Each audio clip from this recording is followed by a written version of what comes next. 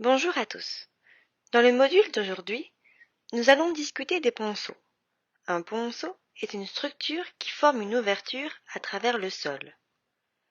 Sa fonction principale est de transporter l'eau de surface à travers un remblai. Un ponceau se distingue d'un pont de plusieurs manières. Tout d'abord, il est situé dans un remblai.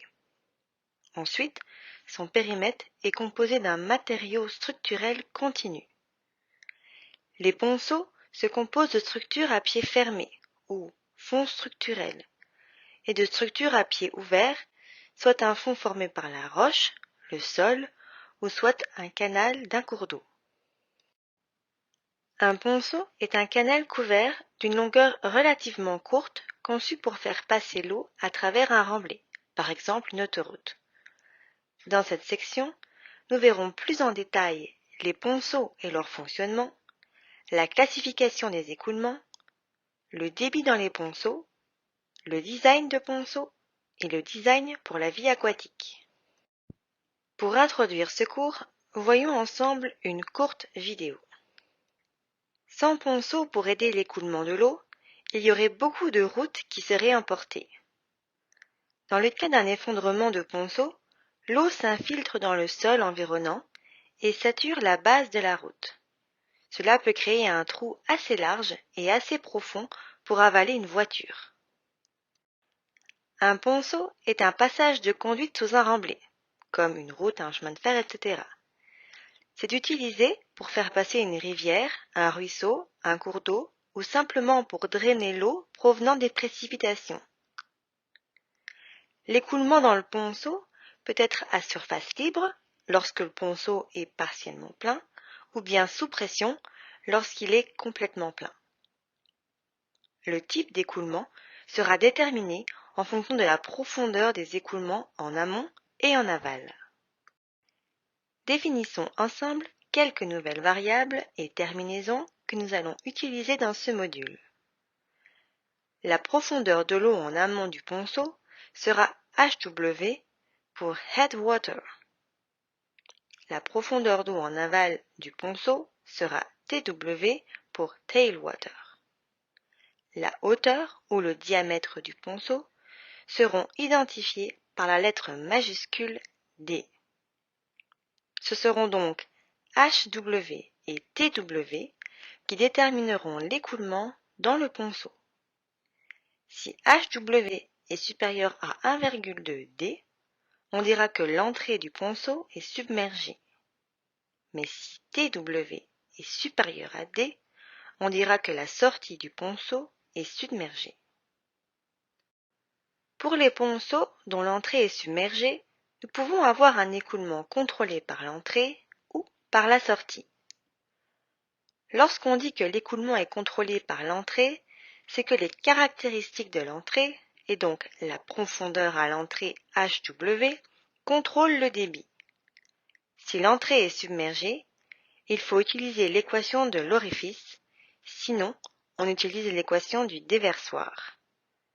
Si l'écoulement est contrôlé par la sortie, les caractéristiques du ponceau, telles que la rugosité ou la pente, et ou la profondeur à la sortie TW, contrôlent le débit.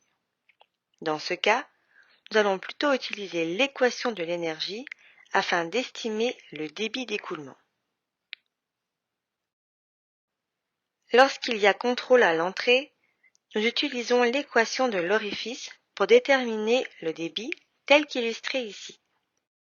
Lorsque l'écoulement est contrôlé par la sortie, nous utilisons l'équation de l'énergie entre l'entrée et la sortie du ponceau afin de trouver le débit dans le ponceau.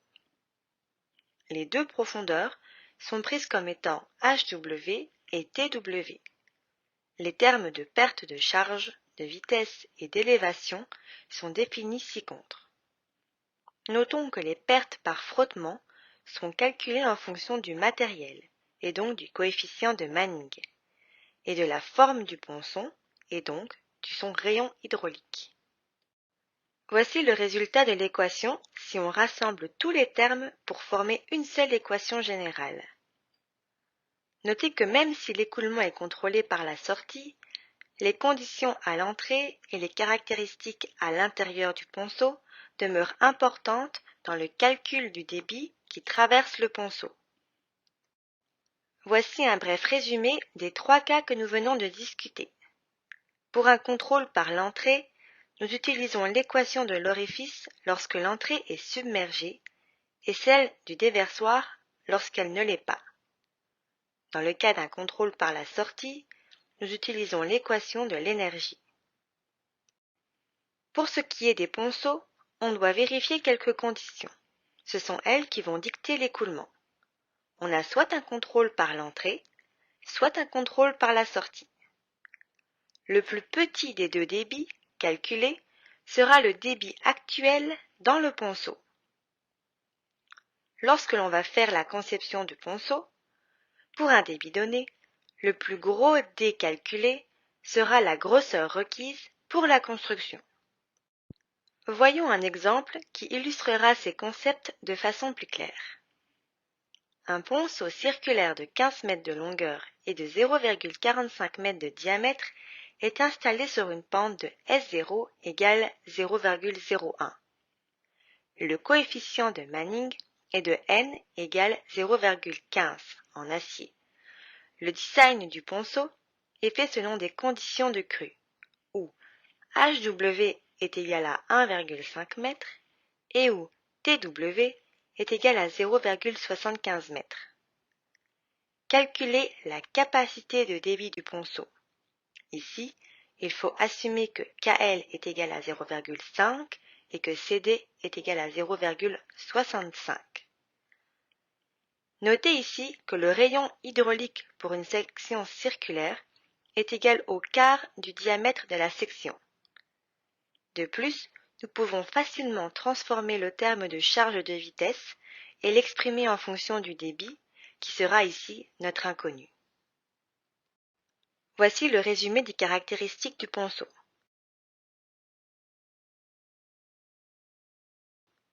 Commençons par calculer le débit pour les 2 conditions de contrôle.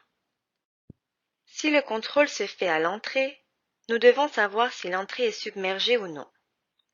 Avec WH égale à 1,5 et le D égale à 0,45 m, nous avons une profondeur à l'entrée plus grande que 1,2 fois le diamètre. Donc, l'entrée sera submergée. Il faudra utiliser l'équation de l'orifice. En remplaçant tous les termes par les valeurs données dans l'énoncé, on trouve un débit de 517 litres par seconde. Maintenant, considérons le cas où le contrôle se fait à la sortie. Tel que nous l'avons vu, il faut utiliser l'équation de l'énergie. Ici, nous allons substituer le terme de vitesse par son équivalent en termes de Q. De cette manière, nous sommes en mesure de calculer directement le débit Q pour cette condition de contrôle. On obtient un débit de 405 litres par seconde. Puisqu'il s'agit du plus petit débit des 2, on peut conclure que l'écoulement est contrôlé par la sortie et que le débit résultant est de 405 litres par seconde. Voyons un autre exemple. Déterminer le diamètre d'un ponceau d'acier ondulé, donc de N égale 0,024, nécessaire pour transporter un débit de 6,5 m3 par seconde. Le ponceau doit avoir une longueur de 20 mètres, une pente de 0,5% et un HW maximum de 3,8. TW ne doit pas excéder le diamètre du ponceau. Ici, il faut assumer que KL est égal à 0,5 et que CD est égal à 0,62. Voici les informations clés pour résoudre l'exercice. Nous allons devoir trouver un diamètre pour le contrôle à l'entrée et un autre pour le contrôle à la sortie. À partir de là, nous choisirons le plus grand des 2 pour notre conception. À l'entrée, puisqu'on est submergé, nous utilisons l'équation de l'orifice. Ici, nous connaissons tous les paramètres sauf le diamètre. On peut donc facilement résoudre l'équation pour trouver le diamètre correspondant à un contrôle à l'entrée. On trouve un D égale à 1,3 m. Pour le contrôle à la sortie, on prend l'équation de l'énergie et on remplace tous les termes que l'on connaît. Il s'agit encore ici de résoudre simplement l'équation pour trouver D qui sera de D égale à 1,355 m. En comparant les deux diamètres obtenus, on choisit le plus grand des deux pour le contrôle à la sortie, c'est-à-dire le D égale à 1,355 m. On peut utiliser ce qu'on appelle des monographes pour calculer les profondeurs d'écoulement normales et critiques. Pour la profondeur normale, on trouve un point qui est à l'extérieur du monographe. On peut donc conclure que le ponceau est rempli au complet et que Yn égale à D. Pour la profondeur critique, on trouve le ratio YC sur D égale à 0,95 sur le monographe de droite. Puisque D égale à 1,355 m, on peut conclure que la profondeur critique YC est égale à 1,287 m. Voici à quoi ressemblerait le profil d'écoulement de ce ponceau. De manière générale, il existe 8 types d'écoulement dans les ponceaux.